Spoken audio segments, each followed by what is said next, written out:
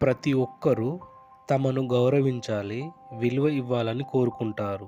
అలా అనుకోవడంలో తప్పు లేదు. కానీ విలువ, గౌరవం అందరూ ఇవ్వాలంటే వ్యక్తిగతంగా కొన్ని విషయాలు తెలిసుండాలి. అవి: అవసరమైతేనే మాట్లాడు, లేకపోతే సైలెంట్గా ఉండు. నీకు సాధ్యమైనంత వరకు ఒకరి దగ్గర మరొకరి గురించి మాట్లాడకు. మంచి మాటలు సిద్ధాంతాల చుట్టూ తిరుగుతాయి. అనవసరమైన మాటలు వ్యక్తుల గురించి వస్తాయి. గతం గురించి అస్సలు ఆలోచించకు. ఫ్యూచర్ గురించి అస్సలు ఊహించకు. ప్రస్తుతం ఉన్న పని పూర్తి చేయి చాలు.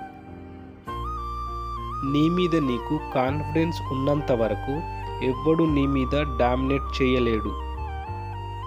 నీ ఓవర్ థింకింగ్ బయటి శత్రువు కన్నా చాలా ప్రమాదకరం.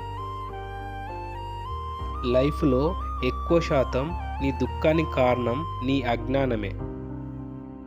నీ లోపాలు ఎవ్వరికి తెలియనీయకు. నీ లోపాలు ఎవరికైనా తెలిసాయా నీతో ఆడుకుంటారు. నీ జీవితం హ్యాపీగా ఉండాలంటే వాళ్ళేమనుకుంటారో వీళ్ళేమనుకుంటారో అనేది ప్రక్కన పెట్టి అసలు నీ గురించి నువ్వేమనుకుంటున్నావో తెలిస్తే చాలు. జీవితం అంటేనే యుద్ధం. ప్రతిరోజు యుద్ధం చేయడమే పని. ఒక ప్రాబ్లం నుండి మరొక ప్రాబ్లంకు వెళ్ళడమే జీవితం. ఎవరికైనా వారి ఆలోచనలతోటే వారి ఆనందం ముడిపడి ఉంటుంది. ఏ ప్రాబ్లం అయినా శాశ్వతం కాదు, కొంతకాలమే. మానసిక ఒత్తిడి అస్సలు వద్దు. అప్పు చేయడం మానేస్తే ఆనందం మీ వెంటే ఉంటుంది. దానికి ఆర్థిక క్రమశిక్షణ అవసరం. నీ కోపంని, నీ నాలుకని అదుపులో ఉంచుకుంటే నీ గౌరవం రెట్టింపవుతుంది. ప్రతిరోజు ఏదో ఒకటి విషయం నేర్చుకుంటే ఆ రోజు కొత్త రోజు అవుతుంది. నీ చిరునవ్వు, నీ మౌనం చాలా పెద్ద ఆయుధాలు. నీ చిరునవ్వుతో ఎన్నో సమస్యలు పరిష్కరించవచ్చు. నీ మౌనంతో ఎన్నో సమస్యలు నివారించవచ్చు.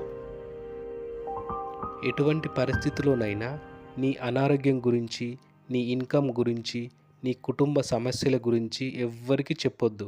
అలాగే నీ యొక్క ఐడియాలను కూడా ఎవరితో పంచుకోవద్దు. నీకు ఎంత ఓపిక ఉంటే అంత మంచి వ్యక్తిత్వం తయారవుతుంది. ఎప్పుడూ నీ పనిలో బిజీగా ఉంటే నీకంటే అదృష్టవంతుడు ఎవ్వడు ఉండడు. బిజీగా ఉంటే చెత్త ఆలోచనలు రానే రావు. మీరు ఎవరికైనా మాట ఇస్తే తప్పకుండా ఆ మాట మీద నిలబడితే మీ విలువ రెట్టింపు అవుతుంది. మరొక ముఖ్యమైన విషయం ఏంటంటే అందరికీ అందుబాటులో ఉండకు. నిన్ను చులకనగా చూస్తారు. ఎప్పుడు నీ వర్క్లో బిజీగా ఉండు. సొంత నిర్ణయాలు తీసుకునే ధైర్యం నీకు ఉంటే నీ వ్యక్తిత్వం చాలా గొప్పదని అర్థం.